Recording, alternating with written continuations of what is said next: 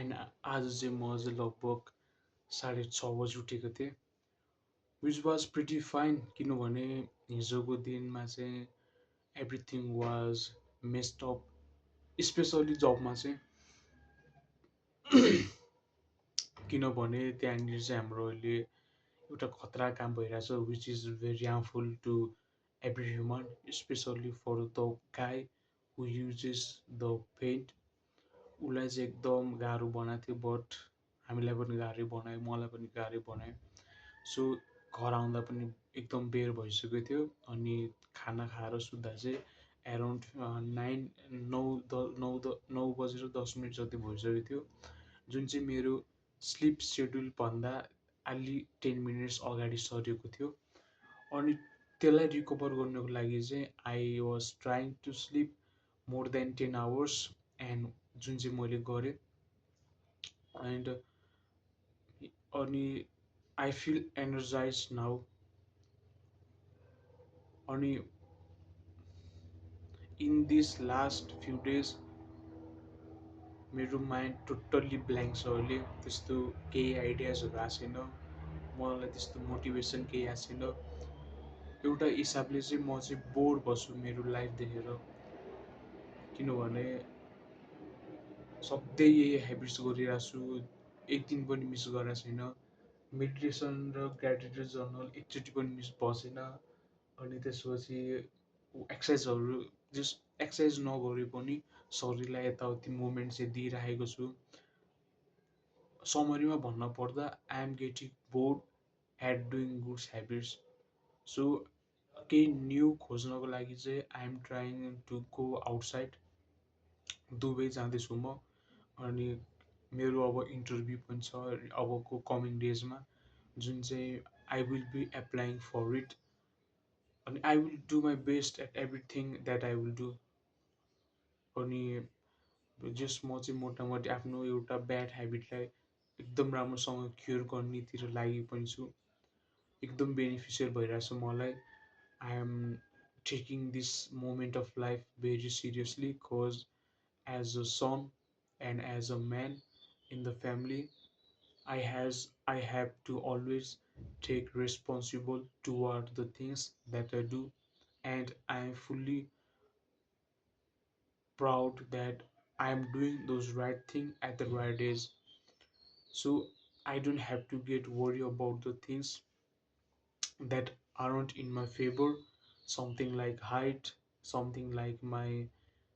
त्यति नै हो हाइट मात्र मेरो फेभरमा छैन रेस्ट इज एभ्रिथिङ सबै मेरो फेभरमा छ मेरो माइन्डसेट मेरो फेभरमा छ the goods habits that I have been doing त्यो मेरो फेभरमा छ अनि भिडियो रेकर्डिङ गर्न पनि मन लाग्छ नि आज तर एउटा डिसिप्लिन मेन्टेन गर्छु भनेर चाहिँ I am recording this video जुन चाहिँ मेरो टु डु लिस्टमा पनि छ यो प्रोटोकल चाहिँ किनभने यसरी भिडियो रेकर्डिङ गर्नाले चाहिँ यसले मलाई चाहिँ एक हिसाबले एउटा बोल्ने तरिका जुन कसरी बोल्नुपर्छ मेरो हातको मुभमेन्ट कस्तो छ गेस्चर कस्तो छ अनि यसले मलाई इन्टरभ्यूमा पनि एकदम हेल्प गर्छ सो रेकर्डिङ गर्नलाई चाहिँ मलाई एकदम बेनिफिसियल छ सो आई एम रेकर्डिङ एउटा कुरा चाहिँ I am doing everything that is beneficial for me right now अब मैले जिम छोड्दै किनभने त्यो मेरो लागि अनबेनिफिसियल थियो ठिक छ जिम जानु शरीर बनाउनु that's great that's the most great thing a man can do for himself but I wasn't feeling happy at the gym I wasn't feeling motivated or I wasn't feeling to do those exercise again so मैले चाहिँ back लिएँ जिमबाट and now I am training at home with dumbbells only functional वेमा train गरिरहेको छु which is very beneficial for me long टर्मको लागि मेरो ब्याक पेन हुँदैन मेरो सोल्डर फ्लेक्सिबल हुन्छ मेरो लङ्समा इन्डोरेन्स बडी बढ्छ I can walk I can म चाहिँ धेरै टाइम हिँड्न सक्छु म उकालोमा भाग्न सक्छु it's all because of the training that I am doing at home जिममा वेट लिफ्टिङ हुन्छ इगो लिफ्टिङ हुन्छ कम्पाउन्ड एक्सर्साइज हुन्छ जुन चाहिँ हाम्रो सायद ग्रान्ड फादर्स हाम्रो एन्सेस्टरहरूले गर्थेन होला they use to carry rock and walk They used to carry some heavy things, and one they used to go from one place to another place in search of food and shelter. हाम्रो हाम्रो पुर्खाहरू त्यसरी आउनु भएको, अनि हामी पनि त्यस्तै हुन पर्छ। जिममा वेट लिफ्टिङ त गर्यो, but does it support the real life? Support गरेन, मलाई सपोर्ट गरेन। So I quit. The rule is simple, doing the things that are beneficial for me. म एउटा कुरा भन्छु, I was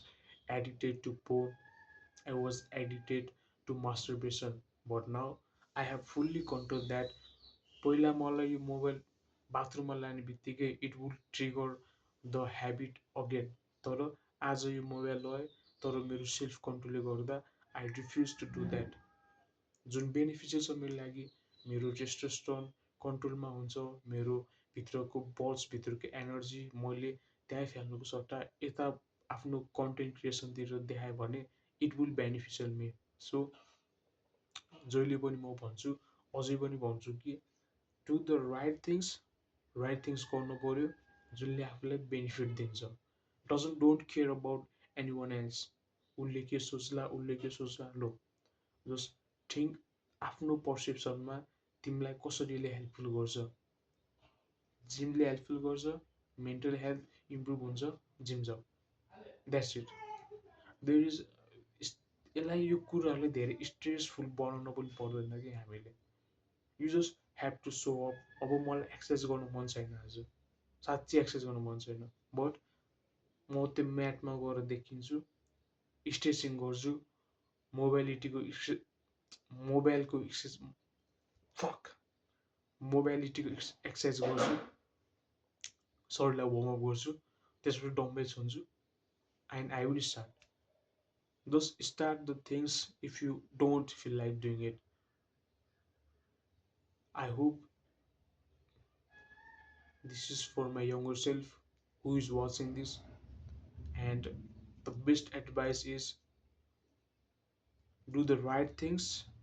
that benefits you, and just show up to the right things.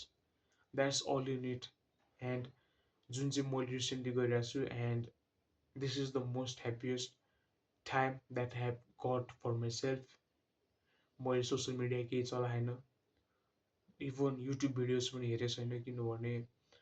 सबै thing अहिले फकटअप छ। युट्युबमा पनि हेरे पनि एकदम राम्रो कन्टेन्ट क्रिएटरहरू हेरिरहेको छु, जुनले चाहिँ मलाई बेनिफिट गराउनुहुन्छ। I am really grateful for those creators out there. त्यही हो, to the hard works, bye by.